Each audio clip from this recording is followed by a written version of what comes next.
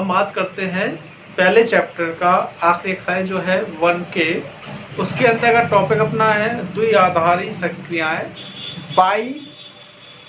Binary operations. ठीक है, तो सबसे पहले समझते हैं संक्रियाएं होती क्या हैं। ठीक है, संक्रियाएं अभी तक हम लोगों ने 4 प्रकार की संक्रियाएं पढ़ चुके हैं। हम लोग अभी तक कौन कौन सी पढ़ चुके हैं? अभी तक अपने गणित में कोई भी काम जो करते हैं, क्या करते हैं? या तो उसको प्लस करते हैं, या फिर माइनस करते हैं, या मल्टीप्लाई करते हैं, या डिवाइड करते हैं। यही संक्रिया होती है, जो ऑपरेशन सब हम लोग करते हैं। मैथ में सारी क्रियाएं जो है सब सारी की सारी चीजें जो है इन्हीं 4 संक्रियाएं ऑपरेशंस पे डिपेंड करती है, जिसको हम लोग कक्षा केजी से लेके आज तक पढ़ते चले आ रहे हैं। सबने पढ़ा है, सबको जोड़ना आता है, घटाना भी आता है, गुणा करना भी आता है और भाग देना भी आता है। समझ आया इतनी बात? अभी तक क्या किया था अपन लोगों ने, एक बार में एक संक्रिया को यूज करते हैं और एक चिन्ह का इस्तेमाल करते हैं। या तो प्लस लगाइए, तो मान लो कोई भी 2 वास्तविक संख्या है ए और बी, तो इनके बीच में कोई भी एक ही चिन्ह लगता है। या तो प्लस लगाएंगे, या माइनस लगाएंगे, या मल्टीप्लाई लगाएंगे, या डिवीजन लगाएंगे। ए और बी क्या है? अपने रियल नंबर है, वास्तविक संख्या को हम कहते हैं। वास्तविक संख्या पहले हम पढ़ा चुके हैं। अब यहाँ पे जब बात करें द्विआधारी संक्रियाओं की, कौन सी? द्विआधारी का मतलब ये होता है कि जिसमें इन 4 में से एक से ज्यादा संक्रियाएं काम करें। वैसे क्या होते हैं, ए और बी के बीच में केवल एक ऑपरेशन काम करता है, जोड़ना, घटाना, गुणा करना, भाग करना, एक ऑपरेशन है। लेकिन जब एक से ज्यादा काम करें तो उसको बोलते हैं द्विआधारी संक्रियाएं। और इसको लिखने के लिए ए और बी के बीच में हम लोग चिन्ह लगाते हैं स्टार का। क्या चिन्ह लगाते हैं? स्टार का। तो बोलते हैं ए स्टार बी। ठीक है, इस स्टार का मतलब कुछ भी हो सकता है। कुछ भी से क्या मतलब है? ऐसे मान लो अगर लिख दिया जाए कि ए स्टार बी बराबर है ए प्लस बी स्क्वायर।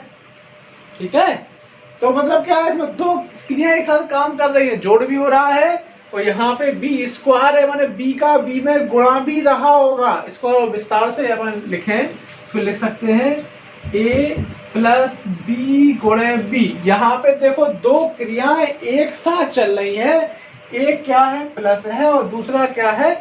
गुणा है। जब 2 संक्रिया मतलब एक से ज्यादा संक्रियाएं एक साथ काम करें तो ऐसी संक्रियाओं को बोलते हैं द्विआधारी संक्रियाएं या बाइनरी ऑपरेशन। समझ आए? जहां इन 4 से ज्यादा यूज हम लोग करें उसको बोलते हैं बाइनरी ऑपरेशन।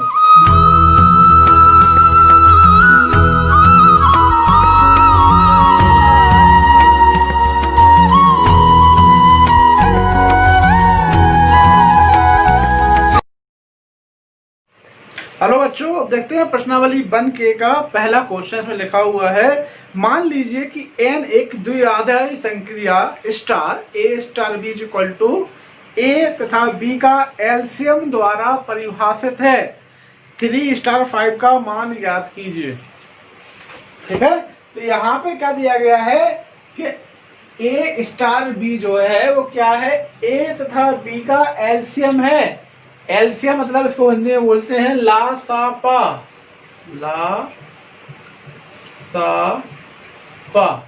ठीक है, और आपको मान निकालना है 3 स्टार 5 का। तो आप लोगों को लासापा निकालना तो आता ही होगा ना। लासापा कैसे निकालते हैं? यहाँ पे ऐसे मान लो 3 और 5 का लासापा निकालना है। तो करते क्या है, छोटी से छोटी संख्या का इसमें भाग लगाते हैं जिससे ये संख्या कट जाए। तो इसमें अगर हम भाग लगाएं कितने से? 3 से, तो 3 का भाग 3 में जाएगा एक बार, 5 में इसका भाग जाएगा नहीं। फिर हम 5 का भाग लगाएंगे इसमें, तो 1 में एक बार और 5 में भी एक बार। तो इसका लासापा जो होगा तो कितना हो जाएगा? 3 गुणे 5 बराबर 15। तो इसमें द्विआधारी संबंध क्या है? ए स्टार 5 का जो मान आएगा वो रहेगा ए और बी का लासापा मतलब एलसीएम। तो इसका एलसीएम कितना आया है? 15। तो इसका आंसर हो जाएगा 15। एक लाइन बढ़ाना चाहो तो लिख सकते हैं 3 तथा 5 का LCM क्या हुआ, 3 स्टार 5 का जो वैल्यू है वो 3 और 5 के LCM के बराबर है। और LCM कितना आया है इसका 3 और 5 का, वो निकल के आया है 15। समझा सवाल? देखो इसी सवाल जैसा इसका तीसरे नंबर का सवाल है, देखते हैं। इसमें लिखा हुआ है यदि पूर्णांक Z के समुच्चय में एक द्विआधारी सक्रिया स्टार इस प्रकार है कि A star V equal to A plus 3V square द्वारा परिभाषित है, तो 2 स्टार 4 का मान ज्ञात कीजिए। क्या लिखा हुआ है, A स्टार V जो है A प्लस 3V स्क्वायर द्वारा परिभाषित है, और यहाँ पे मान निकालना है 2 स्टार 4 का, मतलब A का मान 2 है और B का मान कितना है 4 है। हमको मान निकालना है A प्लस 3B स्क्वायर का, तो करें क्या, A की जगह पे 2 रख देंगे और B की जगह पे कितना रख देंगे 4 रख दिया। तो यहाँ पे सबसे पहले 4 का वर्ग करेंगे तो आएगा 4 चौको 16, 16 का गुणा 3 में किया तो हो गया 16 3 48, और 48 में 2 जोड़ेंगे तो आंसर अपना हो जाएगा 5। समझ आया? बहुत ही इजी सवाल है, कोई कठिन नहीं है। आप लोगों ने पहला लगाया, तीसरा लगाया, एक सवाल और लगा के देखते हैं।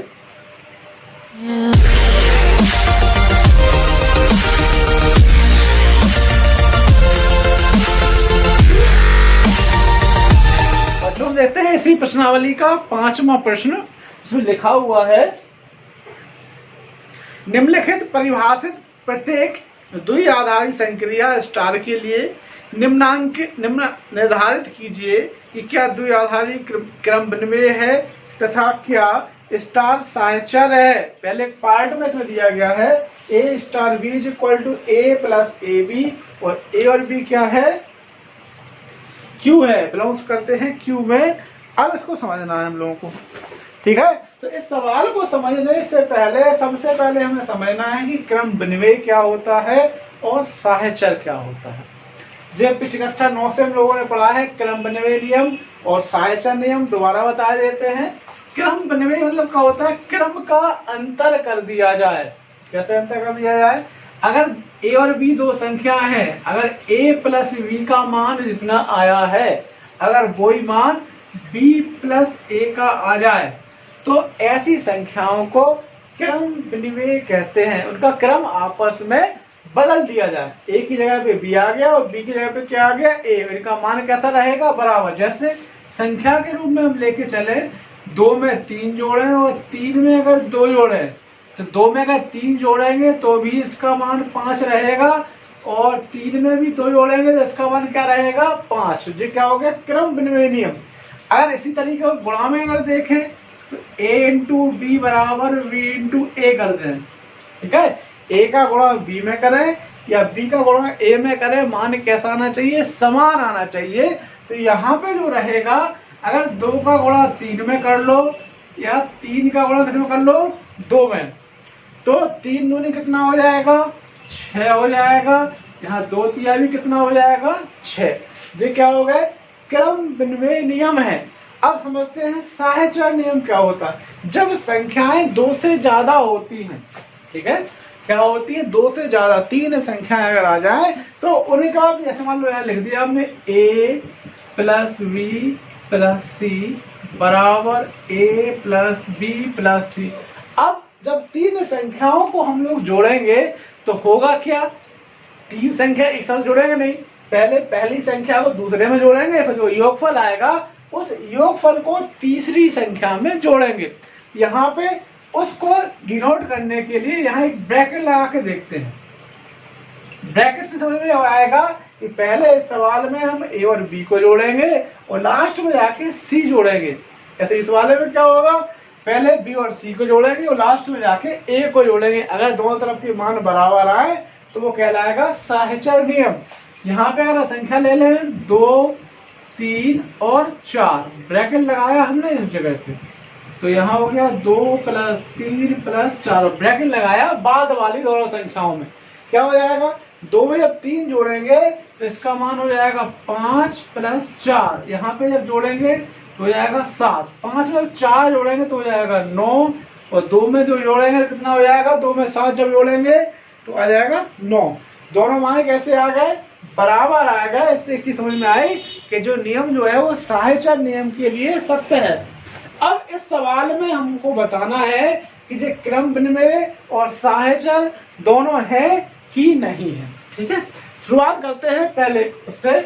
हम लोगों को दिया गया है कि ए स्टार बी का जो मान है वो कितना है, ए और ए प्लस बी, इन दोनों में अगर देख रहे हैं, अगर लेना चाहो तो इसमें से ए कॉमन आ सकता है, तो यहाँ पे हो जाएगा ए बाहर ले लिया और ब्रैकेट में आ जाएगा 1 प्लस बी। वैसे इसमें लिखने की आवश्यकता नहीं है, ले लिया अपन ने। ठीक है, अब क्रम विनिमय में क्या होता था, यहाँ a प्लस बी की जगह b प्लस ए लिखा जाता था, तो इस वाले में भी अपन a स्टार b की जगह b स्टार a लिखेंगे। फिर देखते हैं इसका मान समान आता है कि नहीं आता है। अब जहां जहां a लिखा था वहां अपन b लिखेंगे, और जहां b लिखा था वहां हम लोग a लिखेंगे। इन दोनों में से अगर कॉमन लेंगे तो b बाहर आ जाएगा, यहाँ बचेगा 1 प्लस ए। अब इसको देख के बता सकते हो कि ये दोनों मान समान आए हैं क्या। इसमें a बाहर है, ब्रैकेट में 1 प्लस बी है, इसमें b बाहर है और ब्रैकेट में क्या है 1 प्लस ए, समान तो नहीं है। तो यहाँ हम लिख लेंगे a star b is not equal to b star a, समान नहीं आए हैं तो अपन लिख देंगे इसमें क्रम विनिमय नहीं है, क्रम विनिमय नहीं है। पहली कंडीशन अपन से पूछी गई थी कि बताना था ये क्रम विनिमय है कि साहचर्य है कि नहीं है, तो क्रम विनिमय नहीं आ गया। अब हम देखते हैं साहचर्य के लिए। ठीक है, तो साहचर्य की जो कंडीशन थी यहाँ पे बताया था हमने a प्लस बी प्लस सी लेके चलना है, तो हम 3 संख्या लेके चलेंगे, a स्टार b और इसके बाहर लगाया पुस्तक के बाहर एक स्टार c, इसका मान निकालेंगे। तो सबसे पहले a स्टार b की जो वैल्यू है वो कितनी है, a प्लस ए बी, जो a स्टार b की वैल्यू है वो हमने यहाँ रख ली है। इसके बाहर लगाया हमने स्टार c कर लिया।